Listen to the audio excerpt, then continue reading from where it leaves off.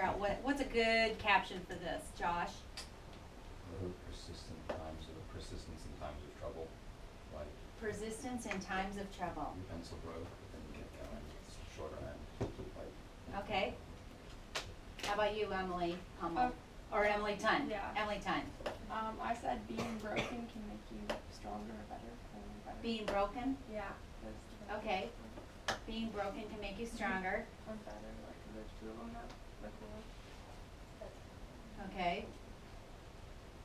What about you, Jack? So true grit means to come back twice as strong after you have been broken.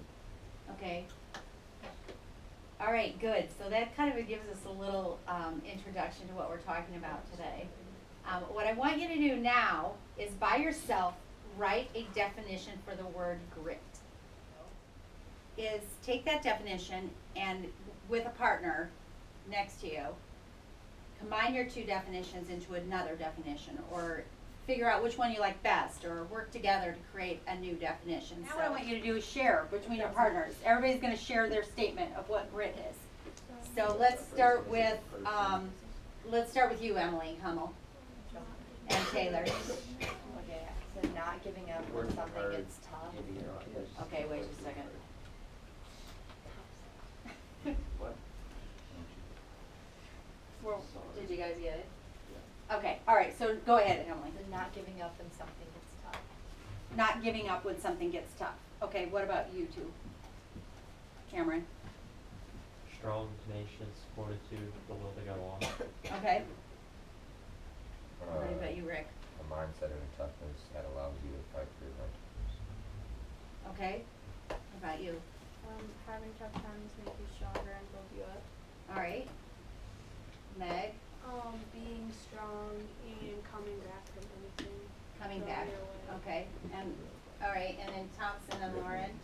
Like, be embracing different person, working hard, giving your all, growing with experience. Okay, good.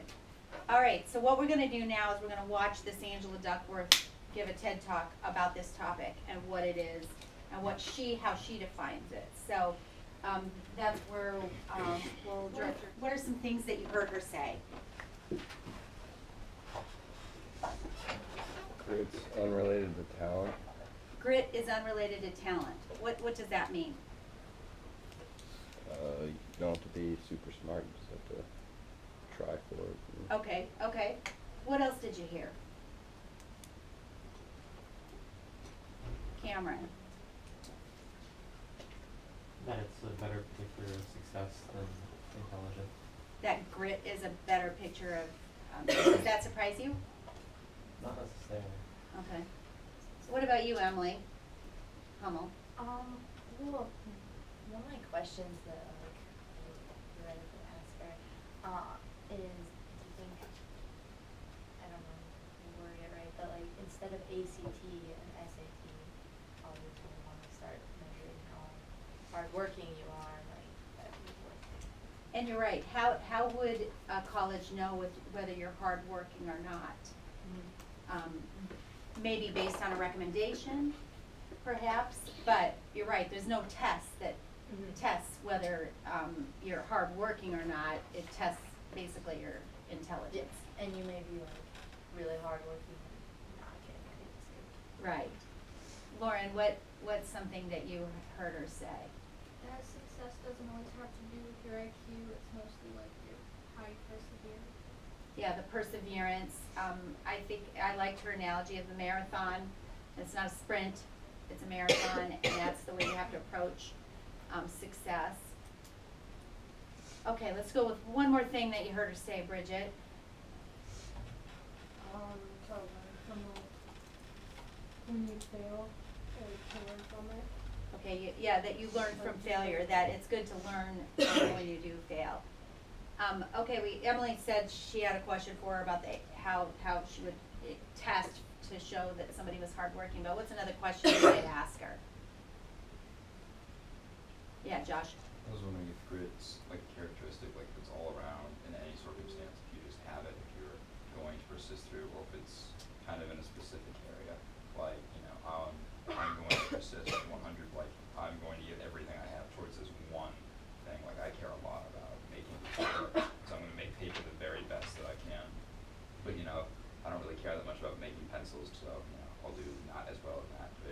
Okay, right. So how is it related to your passion, basically, like what you're really passionate about? Thompson, what's a question you might ask her? I don't really know. How can we grow grit from a small age? How can we teach our kids? to Or be like, yeah, like an elementary school kid, how do you get them to, like she said, be grittier? What was her answer to that question? She doesn't know. She doesn't really know. There's not a lot of, but then she mentions this Carol Dweck, about this mindset and how you can have a different kind of mindset that might help. But you're right. Okay, so last kind of question to talk about before we move on is, what can you do to be grittier? What is something you can do to be grittier? Taylor, what do you think? What can you do to be grittier? To not give up and like take things slowly and not try to like push through everything. I like to take things slowly, because to not give up, obviously nobody wants to give up, but I think by taking things slowly, kind of one step at a time, you tend to not give up as much, don't you? Yeah, that's it. I like that. What else can you do to be grittier? How about you, Meg? Oh, Sorry. I just said you need to work hard at everything you do and be passionate. Okay, yeah, be passionate, work hard. What about you, Abby? That you have to have like an open mindset and be determined. Open mindset. What does that mean to you if you have an open mindset? Like kind of be more positive. Okay. And have a different outlook on things. Look at things in an optimistic way instead of pessimistic. Yeah. What about Emily? Time. I said that it's like persevere, and I mean it's like, and then also like, it's not really a way that you can be like grittier, but like people around you, like if you like give other people like support, like I feel like it's easier to like have motivation and stuff like that if you have support of people around you. Right, you almost have a cheerleader behind you that helps you work through, like if you're struggling on something, that person can help. So it's good to have some, a team that cares, right? Okay, so, I think as you look at grit, how many of you think you're gritty? Raise your hand if you think you're pretty gritty, okay? How many think you're probably not as gritty as you'd like to be? Okay, well, there's a survey that it's from Carol Dweck, that lady that was mentioned in the TED Talk, that we're gonna take. And the survey's in the brown box. Okay, let's kind of look back at this. Of all of those character strengths that you saw in that periodic table, which one do you think is the most valued for school work? Self-control. Self-control. Love of learning. Love of learning. So let's talk self-control first. Why is that a character strength that might be valued at school? Rick? Because you got like the homework that you have to do and projects, and like, you just sit in class and like paying attention and all that. Yeah, he's in there already. Yeah, so you're right. So just maybe being able to sit still. Kind of like kindergartners, like they don't have self-control. Right, like a young kids that don't have self-control in a kindergarten class may struggle in learning. And then what about love of learning? Pretty obvious why that's valued in school, but can you elaborate on that, Emily? Teachers don't want to teach people who don't want to be here. So like if you don't want to be here, it's not gonna like help. And how do you know teachers don't want to teach somebody who doesn't want to be here? Well, you can kind of tell, first of all, like sometimes teachers are just like not as willing, and like also it's easier, I know like some teachers are like, it's like easier for like if you have like willing people to like who actually want to pay attention to you, because if you don't want to be there, you're not gonna, like you're just gonna be loud in class, you're gonna be disruptive, but then if you actually like have the love of learning, you want to be there, you're gonna listen to the teacher and be like a respectful student. Okay. It's like enthusiasm. Okay, so enthusiasm was one of those strengths. So how can enthusiasm be valued in school, Cameron? If you're an enthusiastic person or you're an optimistic person, you're a lot more likely to be paying attention and getting the full benefit of what is being taught to you. If you're not enthusiastic, you're automatically closing your mind off and you're not going to be picking up as much. How many put enthusiasm as one of their strengths? Emily, the only one? As one of the strong strengths? Well, and you are enthusiastic. Cheerleader. Okay, so let's talk about another strength that's valued in school. What's another strength that might be valued in school? Josh? Perspective. Res- Viewing okay, things from different respect. ways. Oh, No, perspective. Okay, so tell us about that. Because if I learn something one way, like we're learning about something in English, we're looking at a story in one way. Only learn it one way, but if I can look at it from multiple angles and different views, then I'll get a much deeper experience in learning out of it than I would if I just looked at it straightforward. Okay, how else might respective or perspective look at in another class besides an English class? Perspectives key to essentially everything, because everybody has their own perspective. I mean, a simple, like, disagreement in the hallway is a matter of perspective. I mean, who bumped into who, and people don't understand that there's other perspectives and they fight each other over such a stupid thing. Yeah. Do you see that? Okay, so now let's talk about culture. Is there a certain culture that might value a certain strength over another? Or how do you view culture based on what culture you're from? What do you think about that? Some of the more Eastern cultures are valuing your more social responsibility, looking at people as a unit of a whole, everybody working for the greater good of everyone. Whereas a lot of the more Western cultures are looking at the individual, and that through the betterment of individual, the whole will better itself. Lauren, do you agree with that, or what do you think about different cultures and different character strengths? I agree with what he was saying, but I think that if it's just like basic virtues can be from any culture. It doesn't Okay. really fall under a specific culture, it's more of like an individual type. Okay, who else might agree with Lauren?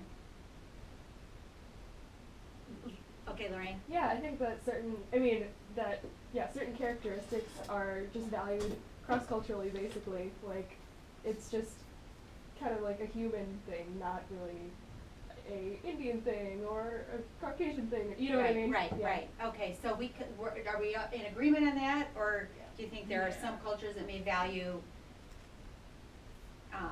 certain things over another?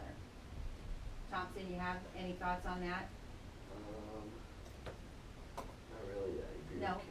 You agree? Mhm. Oh, you agree with Cameron, kind of, that there may be a little difference based on culture? It's not entirely uniform, but all of these Right. are Culture. to everybody. There's no culture that is going to flat out say we don't believe in temperance. That culture wouldn't exist for very long. Right, yeah, true. Okay, so let's talk about the digital age, the age you live in. What character strengths are important for the digital age? Humor. Humor, okay. Rick says humor, so how can we elaborate on that? Why is that so important in the digital age? Rick, why don't you give us that since you told us Everyone that? just likes the funny guy. Everybody likes Yeah. a funny guy. What else? Curiosity and creativity. 'Cause- Okay, why is that? Well, those two, like, I feel like they kind of go together. Because when you're curious, then, like, you become creative. Like, they kind of, like, go hand in hand. And that, like, helps us, like, further, like, create new, like, updates and stuff for, I don't know, like, it helps the digital age, like, go onward. So, I don't know. It's kind of, Okay. like, So you kind of need those two things Yeah. to take advantage of the digital age. And innovate. Yeah, innovate. What else, Meg? What's something that maybe is necessary, a character strength that's necessary to live in this age, this time period? I don't know, I agree with the creativity and, I don't.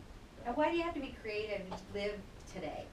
Because you just. How about this? What about 1,000 years ago? Think 1,000 years ago. Was creativity valued then? Creativity's always valued because What you're culture you were creative in, people. A bit it less wasn't so. valued as much, I don't think.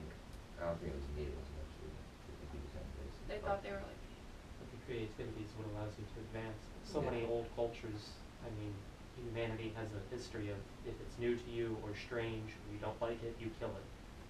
You don't accept it. Yeah, more about survival maybe. But you're right, it still took probably creativity to survive. What about, let's think about that. Is there any character strength that may have been more valued 1,000 years ago than it is today?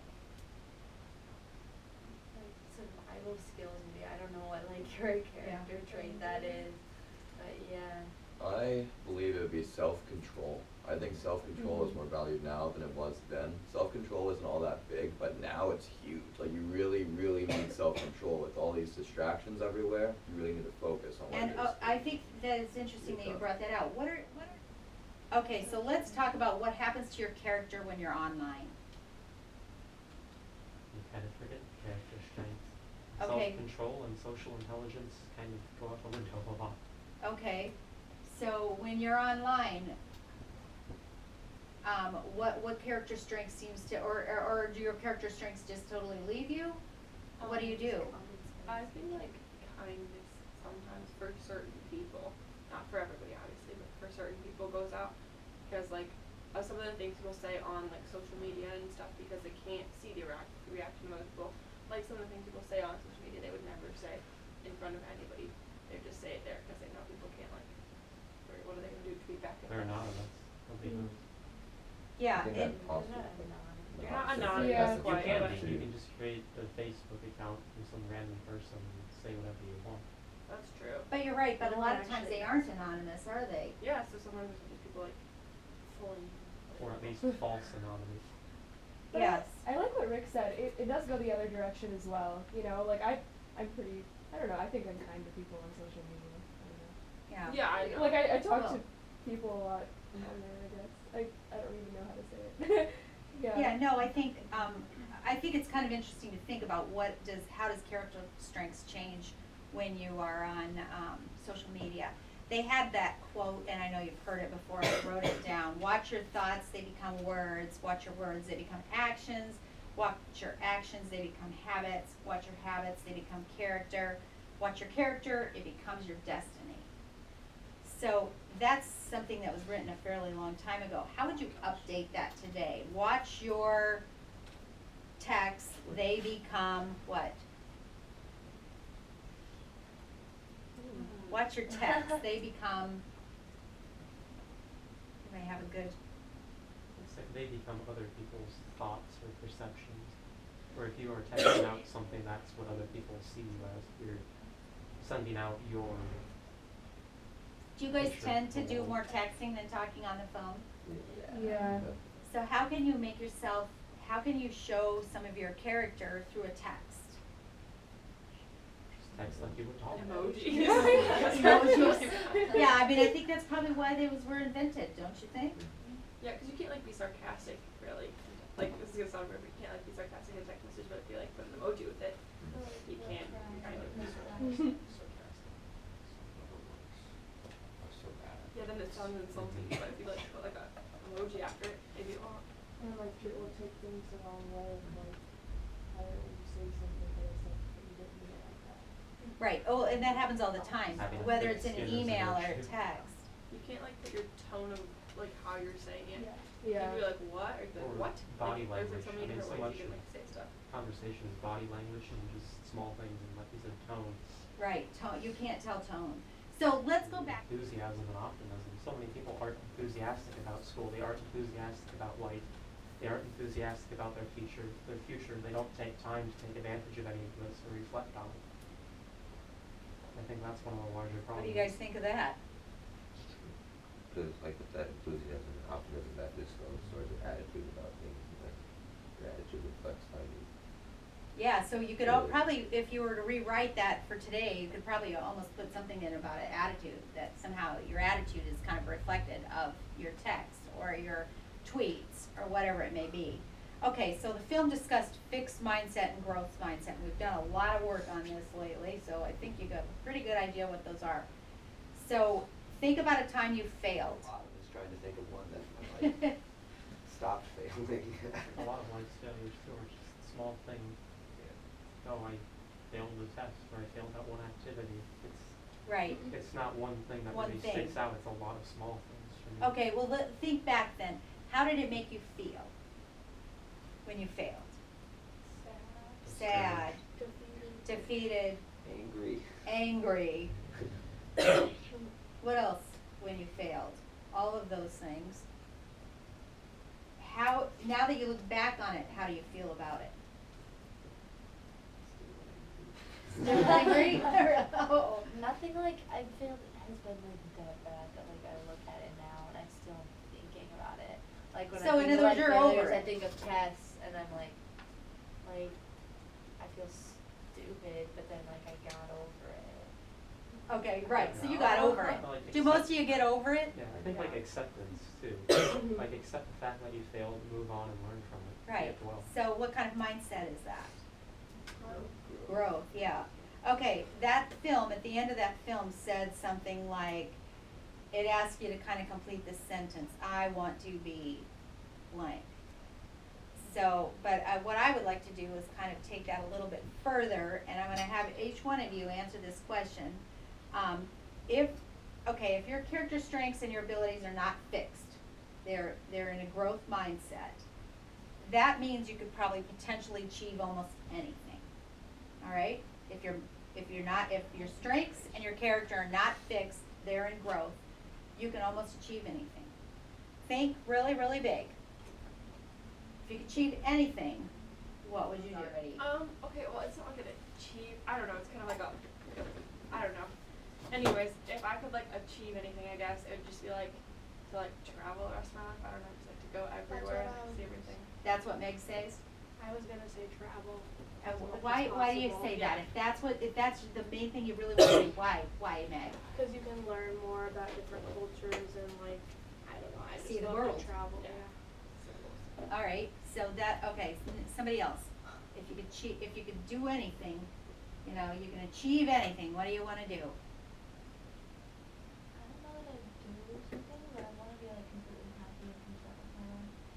Want to be completely happy and content. And that's obviously a fantastic achievement, of your life. What do you think will make you happy and content? I'm just Money. doing something that you actually enjoy and not like picking like a job that you're gonna end up hating. Yeah, being happy in what you're doing. Yeah. Okay. All right, so think what else? Thompson, what are you gonna do? You can achieve anything. If I could achieve anything, I would get to Alpha Centauri. Get to what? No, it's the nearest star. Oh, it's the nearest Yeah. star? Oh, that's what you would wanna do? Yeah, not me personally, but something That's cool. there. What is How it? far away is it? How far away? 4 light years. Oh. At a short distance for light to travel. No. Now, I know you have interest in astronomy. Would you wanna be an astronaut? No. No. You just I would- wanna, I'd be here. You be here. But- Someone else. I'd help you. Send a pro. Exactly. Send a I probe. don't think we should send a human first. No, probably not. That's pretty far. I would like All to right. Make a probe. What's Lorraine gonna do? Achieve anything? I don't know, it probably has something to do with humanitarian stuff. Cure cancer. Stop world hunger. That would be cool. Stop world hunger. World Yeah. peace. Equality. Equality. Equality for all. Okay, what about you, Abby? I don't know, kind of like what Taylor said, and they said in the video, like, one of the girls was, talking about when she was, like, about to die, looking back on her life and saying that she was, like, happy with what she did, and, she did everything she wanted to. Right, happy that you've lived a life that, you've wanted to. Okay, Josh. You could, Come back to me. yes, I can. Cameron? Spread enthusiasm for learning. Enthusiasm for learning. As a teacher, as a professor, as just a researcher, as a what? Or just as a parent?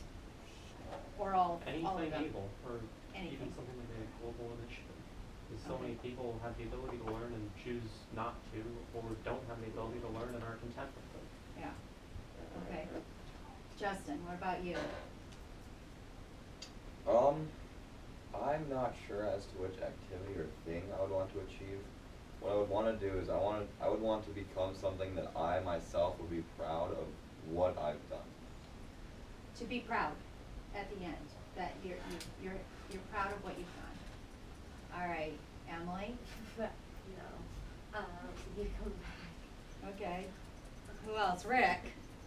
It's not as deep as everyone else's, but like be like a CEO, like an owner of a business, big business or something like that. Be a CEO or a owner of a big business. Bridget, what about what, if you could achieve anything, what are you gonna achieve? I was trying to say about this stuff, but I want to travel too. You wanna travel, well, we got a lot of travelers, I'd like to travel too, I know. Alright, so, did we get Taylor, Lauren, To achieve my like, dream career, and what would be your dream career? to go into criminal psychology. Criminal psychology. Wow. So what do you wanna do as a criminal psychologist? What do you do? I don't even know what you really do. You have to, you spend a lot of time in courtrooms and you have to like analyze the mind of criminals and like analyze the crime scene and find out what made them What commit the the mean, crime. like whether they're insane or not? Is that kinda what you do? Or mentally stable. Mentally stable or whatever? Alright, so let's see, I think we need to get Josh. Hey, you were You good. can- Oh yeah, Emily, Josh and Emily, they're the last. Rock, paper, scissors. Yeah. Achieve anything, think big. Think big. Like, How I to be feel a like if you famous asked me this artist. question when I was in kindergarten, I could give you a way better answer than like right now. Now, why is that? I Why can feel you give like yourself a better answer when you're in kindergarten? I've dumbed down my expectations because I only think I can actually do that. So why think Same. about it? Why do we do that? Kids are more creative and optimistic and the world beats you down. Yeah. How can we combat that? Just perspective of people. I mean, the kid goes, I want to be an astronaut. Too many times, you're not going to be that. Or I want to be a writer. Nobody's a writer.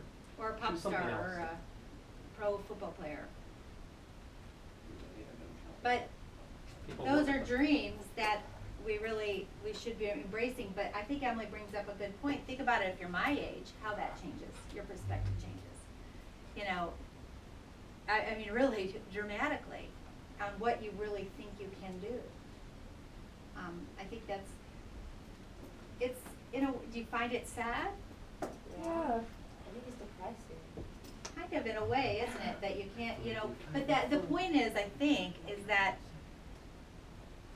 you know, we talked about this a lot, is what is success, you know, and how do you define success? Most of you guys, you're defining success not with financial payoff.